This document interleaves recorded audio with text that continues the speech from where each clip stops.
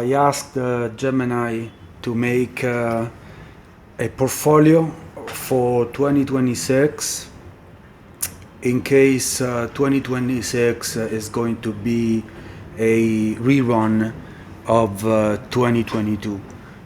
And I believe that is exactly the case because everything that's going on, sticky inflation, oil price, which has skyrocketed, and not to talk about the Iran war and all the money that this war is costing to the government of the United States.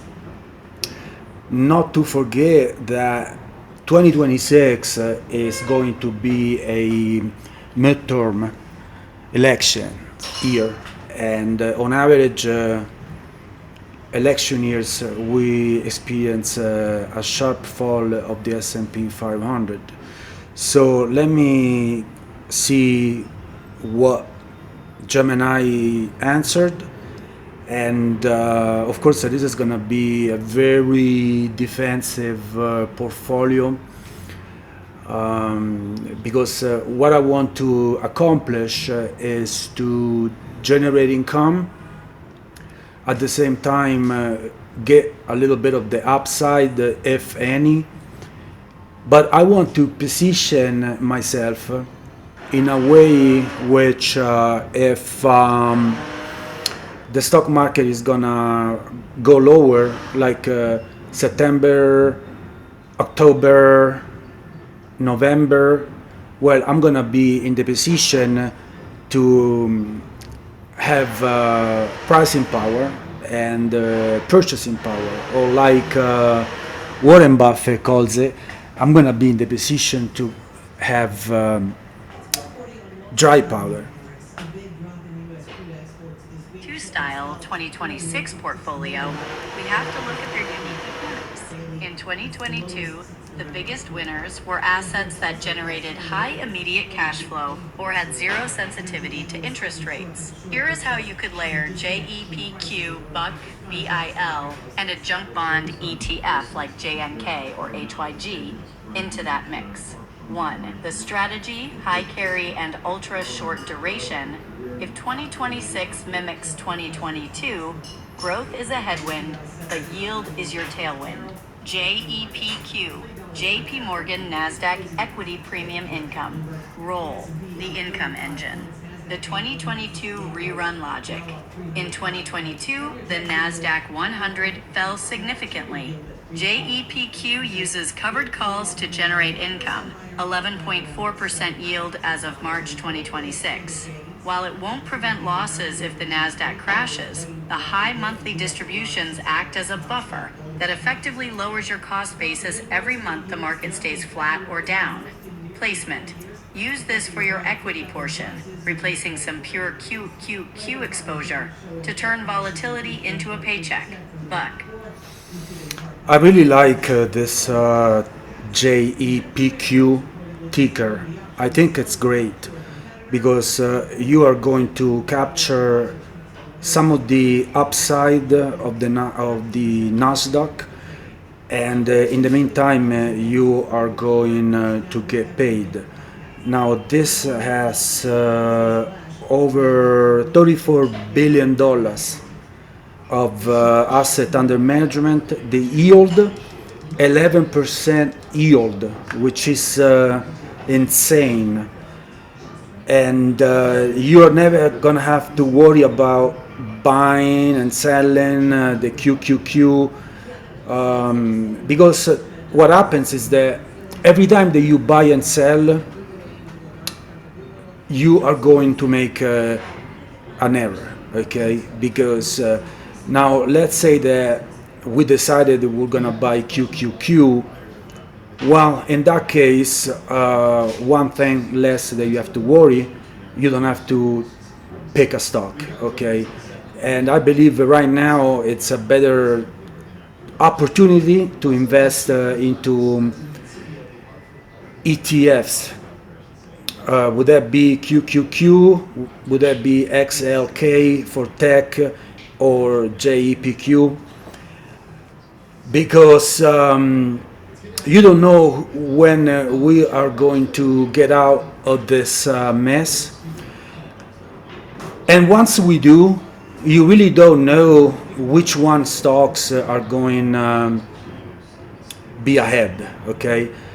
The winners of today are probably not going to be the winners of tomorrow. And the winners of tomorrow, no one knows, okay? So you don't know, nobody knows in which sector you are going to have to pick stocks in order to make the money that you want, okay? Like there used to be PAT stocks, okay? There was a wave of those. There was the wave of EVs and batteries and uranium, and then you got real estate, and then you got AI. So you really don't know who the winners are gonna be. So if you pick the QQQ, and more specifically JEPQ, which is ETF that sells cover calls against the tech sector, well, you really never have to worry about that. And in the meantime, you're going to collect 11%. 11% is a lot, and you're never gonna have to worry about when to buy and when to sell and so on. 11% if you reinvest all your dividends into a retirement account, you are possibly going to double your money.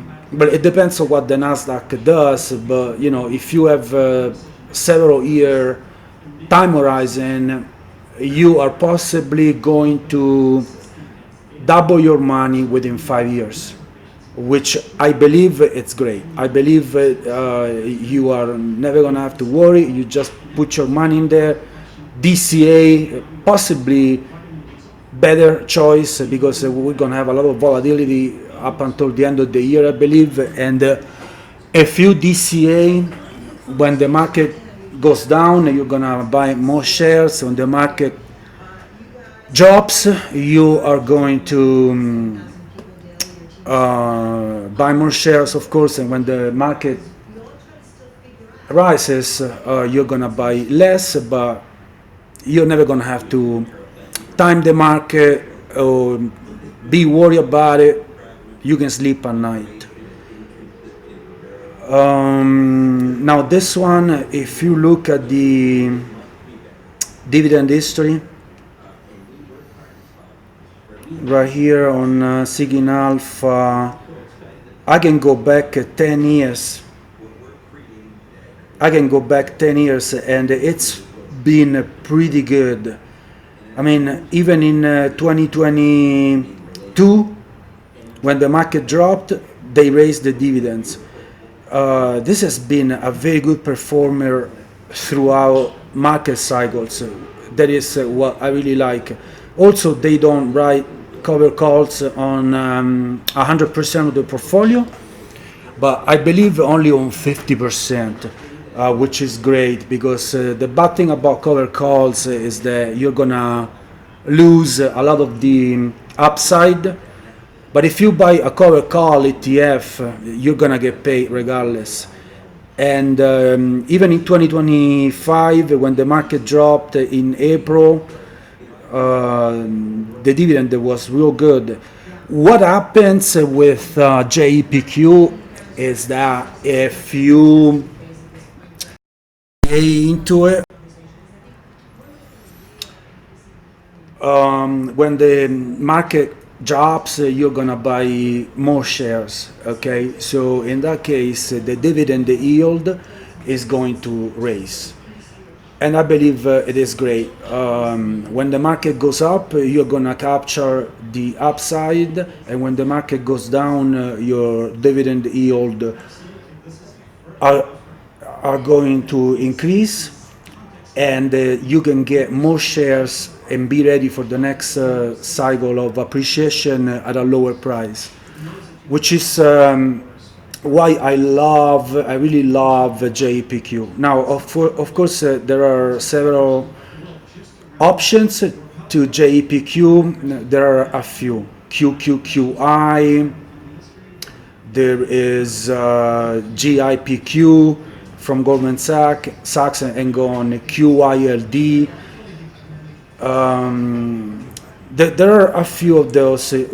I go with JPQ because it's backed by JP Morgan, which is a very stable corporation. And also, when you write cover calls, you really want to have a good size cash reserve, because if you buy a cover call and your position goes down and you buy the cover call slightly in the money, but even if you write it at the money or you write it slightly out of the money, like I think they do,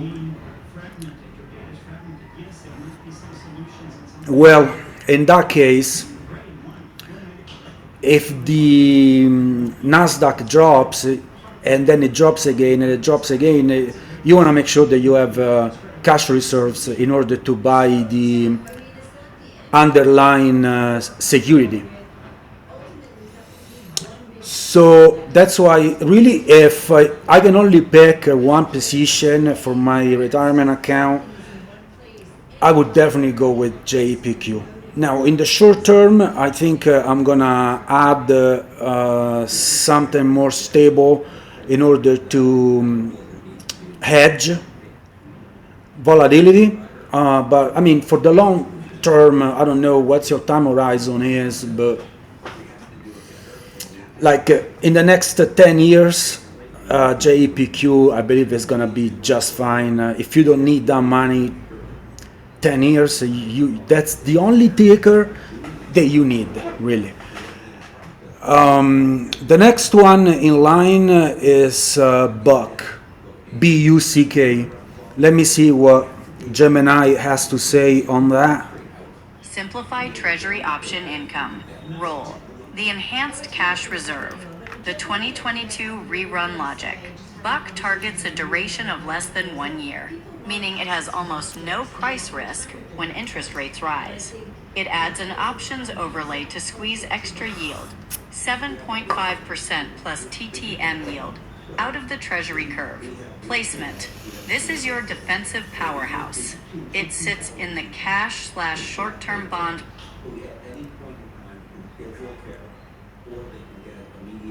bucket. Bill. SPDR Bloomberg 1.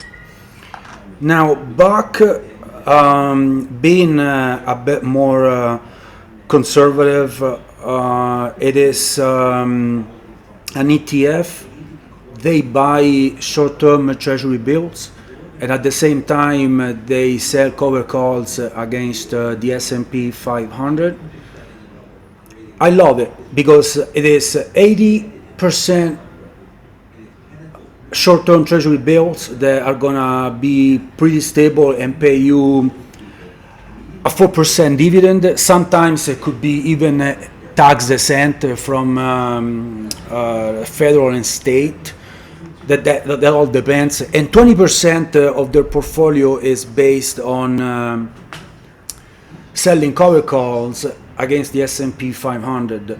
Now they are paying 7.6, nearly 7.6% yield, which is great. And the price is very stable. I think this is a good time to start DCA into Buck. If you look at the dividends, guys, 7.6% dividend on an ETF, which is nearly as safe as short-term treasury bills. You can beat that. Dividend history.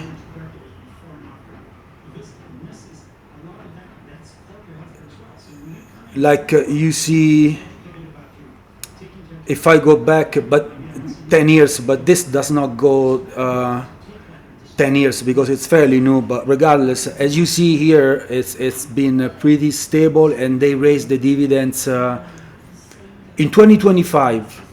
They raised the dividends about a year and a half ago. So I think if they can keep doing what they're doing, I'm all in on this one. Holdings, let me see the holdings. Okay, they got the simplified money market, and then most of them are short-term treasury bills, which is great because you know a typical ETF which buys treasury bills, they pay you about 4%, and this is gonna pay you nearly 7.6%, which is great. I'm gonna allocate part of my 2026 portfolio to this one, just in case. Okay. The next one in line, which is my dry powder, is BIL. Okay, BIL, it is short-term treasury bill ETF, pays you at 4%. It is a safe place to park your money. Okay, so you always wanna buy a short-term treasury bill ETF along with your stocks to mitigate your risk. Okay, it's like a shock absorber. It's exactly like a shock absorber on your road to success. I truly believe that it's gonna damn all the ups and downs of what your stock portfolio is gonna do. So let me pull that one up. Now, of course, this is very easy because the price doesn't fluctuate a lot. I mean, you can go back 10 years on this thing, and it's still trading exactly what is it trading today. So this is a very, very, very safe place. And again, this is your dry powder. When the opportunity presents itself, well, then you're gonna have how to pull the trigger. Okay, let me see what they say about this one. The 3-month T-bill. Roll, the pure safe haven. The 2022 rerun logic. When everything else is falling, BIL is essentially digital cash. It holds T-bills maturing in under 90 days. As the Fed raises rates, the 2022 scenario, BIL's yield actually increases almost immediately. Placement. Use this as your liquidity base. It's where you keep dry powder to buy the dip later. Junk bond ETF, e.g. J. There is actually the option that the Fed is going to hike the rate, and like you heard directly from Gemini, what happens is that when the Fed hikes, and they are gonna have to raise rates with the inflation that we got going on and the consumer sentiment. The Fed cannot, and I repeat, the Fed cannot lower rates.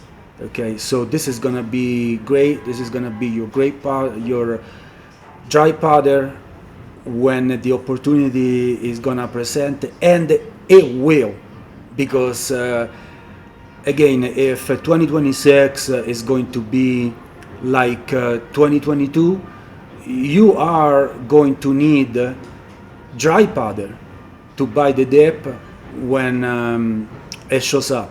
And if you're not ready, what are you gonna do? Are you gonna sell your stocks at a loss? Really? Next one in line is a junk bond ETF. Now, of course, of this one, there are a variety. Let's see what Gemini is going to suggest. NK or HYG. Roll, the credit play.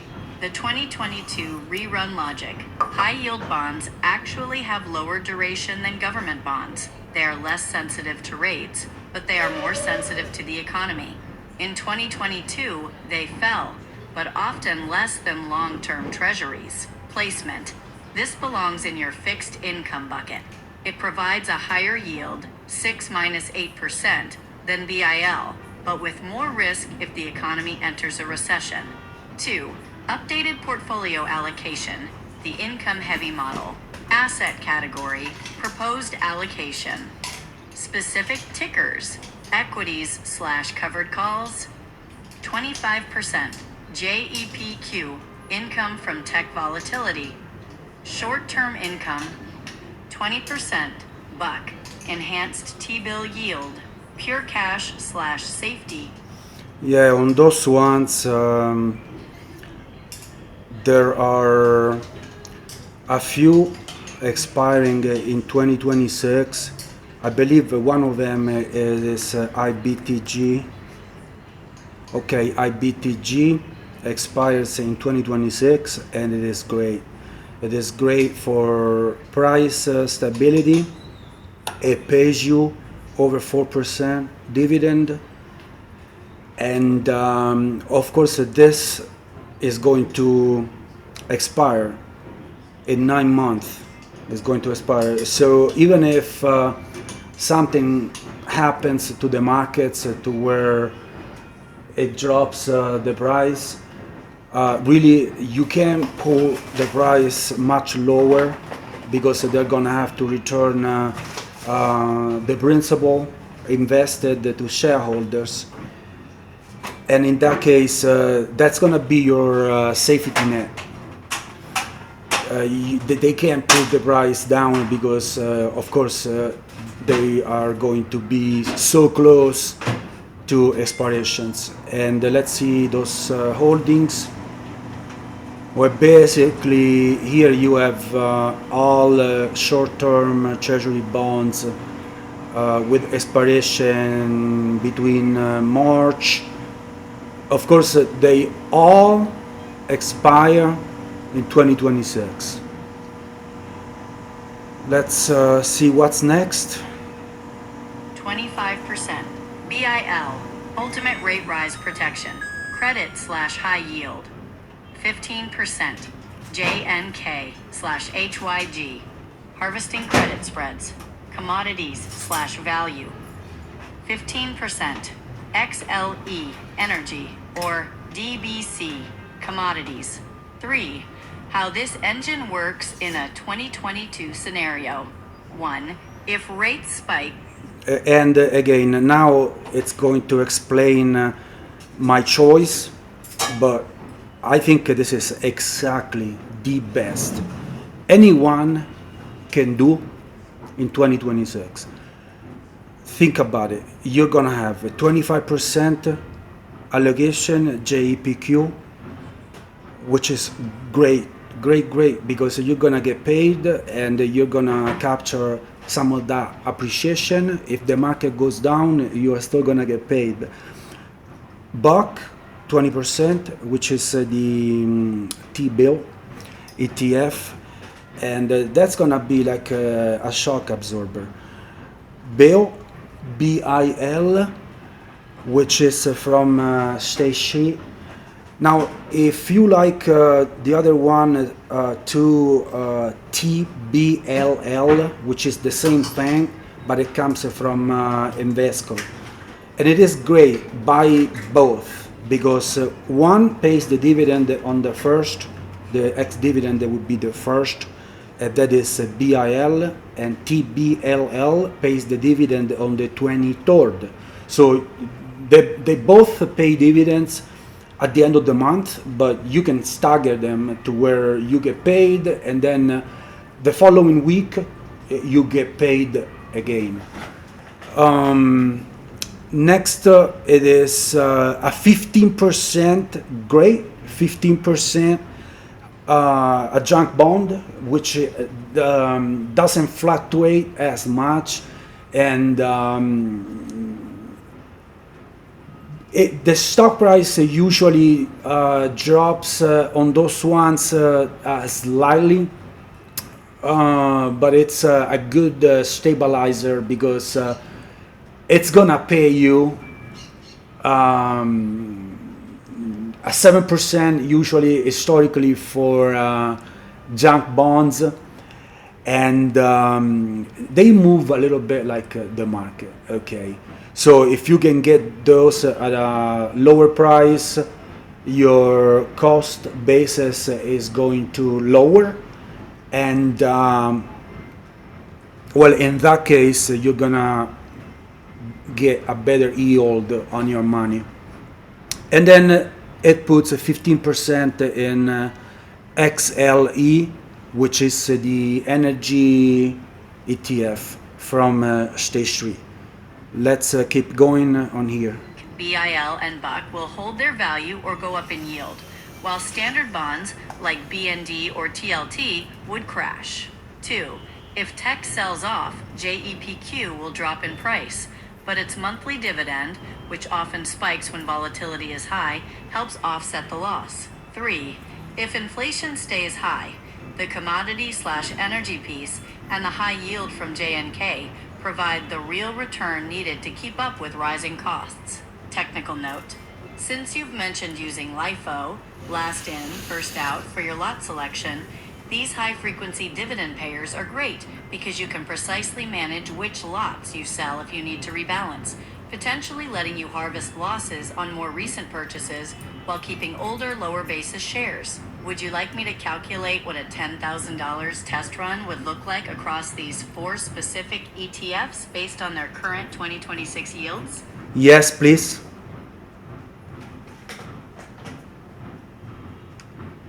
Yes. Yes, please. To run a $10,000 test drive on this portfolio, I've used the current yields as of late March 2026. This setup shifts the weight toward the specific income and safety tickers you requested, optimizing for a scenario where both stocks and long-term bonds are under pressure. The 2022 rerun test portfolio, $10,000 allocation, ETF, roll, percent weight, amount, current yield, EST, annual income, JEPQ, equity income, 30%, $3,000, 11.6%, $348, Buck, stable income, 25%, $2,500, 7.1%, $177.50. BIL, liquid safety, 25%, $2,500, 3.7%, $92.50. JNK, high yield credit, 20%, $2,000, 6.6%, $132. Total, 100%, $10,000, 7.5%, AVG, $750. How this works if 2026 gets ugly? JEPQ, 3,000. IF the NASDAQ takes a 20% hit like IT did IN 2022. You aren't just sitting ONA loss. Because JEPQ sells volatility, your monthly dividend often increases when the market is panicking. That 348 in annual income acts as a significant cost basis reducer while you wait for a recovery. Buck, $2,500. This is your tactical middle ground. It yields more than cash, but has a duration of almost 0. If rates keep climbing in 2026, the price of Buck should remain incredibly stable compared to standard bond funds. BIL, $2,500. This is your sleep at night bucket. In 2022, the only way to avoid the bond crash was to stay in ultra short T-bills. At a approximately 3.7% yield, it's finally paying you to be patient. It provides the liquid cash you'd need to buy the bottom of the equity market. JNK, $2,000. Junk bonds are risky, but they are often less sensitive to interest rate hikes than long-term treasuries. They provide a high carry income that helps your portfolio stay in the green, even if the price of the ETF fluctuates slightly. Portfolio performance summary. Estimated annual cash flow, $750. Average monthly income, approximately $62.50. Protection. Well, you're gonna have a monthly cash flow of 750, and then you can invest that into the same positions, if you like, but only changing the percentages. Depends on where we are going to be at the end of 2026. Okay, I believe with this machine, if you can stay consistent, if you can stay disciplined, and if you can do it, stick to your plan, seriously, you can possibly triple your money in 5 years. Think about it. You might be able to double your money easily only by doing this. Okay, 10 grand, 750 of income, and you reinvest anything in those, you are going to double your money. Now, if you can time the market a little better, are you a market timer, and you can add to those positions at the right opportunity, or if you can just keep contributing to this account, you can definitely, I'm sure, triple your money in 5 years. And that's how you grow your portfolio. Okay?